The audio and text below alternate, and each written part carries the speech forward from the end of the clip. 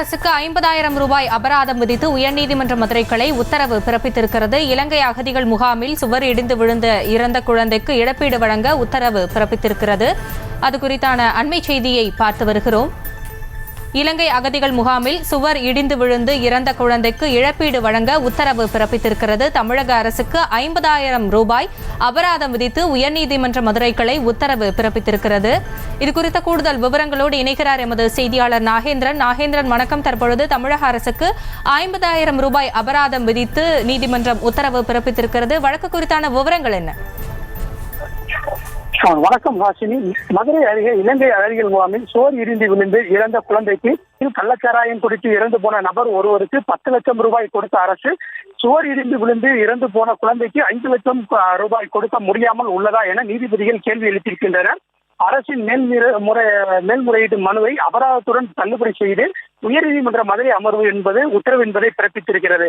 மதுரை மாவட்டம் திருவாரூர் அகதிகள் முகாமைச் சேர்ந்த அதிபதி என்பவர் உயர்நீதிமன்ற மதுரை கிளையில் தாக்கல் செய்த மனுவில் என் 11 வயது மகன் சரண்யா 6ஆம் வகுப்பு படித்து வந்தார். கடந்த 12/5/2014 ஆண்டு வீட்டின் சோர் இடிந்து விழுந்து சரண்யா உயிரிழந்தார். அதற்காக 10 லட்சம் ரூபாய் இழப்பீடு வழங்க உத்தரவிட வேண்டும் என உயர்நீதிமன்ற மதுரை கிளையில் 2014 ஆண்டு மனு தாக்கல் செய்திருந்தார். இந்த மனுவை விசாரித்த நீதிபதி GR சுவாமிநாதன் பிறப்பித்த உத்தரவில் சிறுமி உயிரிழப்புக்கு காரணமான சுவரை கட்டி கொடுத்தது அரசுதான். இதற்கு அரசுதான் முழு பொறுப்பேற்க வேண்டும்.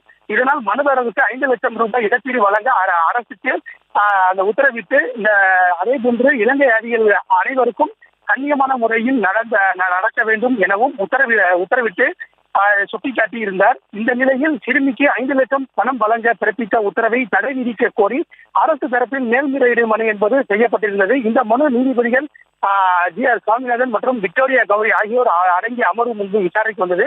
விசாரணையின் போது நீதிபதிகள் கள்ளக்குறிச்சியில் சட்டவிரோதமாக கள்ளச்சாராயம் அருந்தி இறந்து போனவர்களுக்கு 10 லட்சம் ரூபாய் பணம் கொடுப்பதற்கு அரசிடம் நிதி உள்ளது. ஆனால் ஒரு குழந்தை சுவர் இடிந்து விழுந்து இறந்துள்ளது. அதற்கு உரிய நிதி கொடுக்க முடியாமல் மேல்முறையீடு செய்யப்பட்டுள்ளது. இது அரசுக்கு வெட்கமாக இல்லையா? எவ்வாறு இந்த வழக்கில் மேல்முறையீடு செய்தீர்கள் என கேள்வி எழுப்பிய நீதிபதிகள் அரசின் மனுவை தள்ளுபடி செய்து மேல்முறையீடு தாக்கல் செய்த அதிகாரிக்கு ரூபாய் 50,000 அபராதம் விதித்து மனுவை தள்ளுபடி செய்து உத்தரவு பிறப்பித்துள்ளனர். ஹாசினி,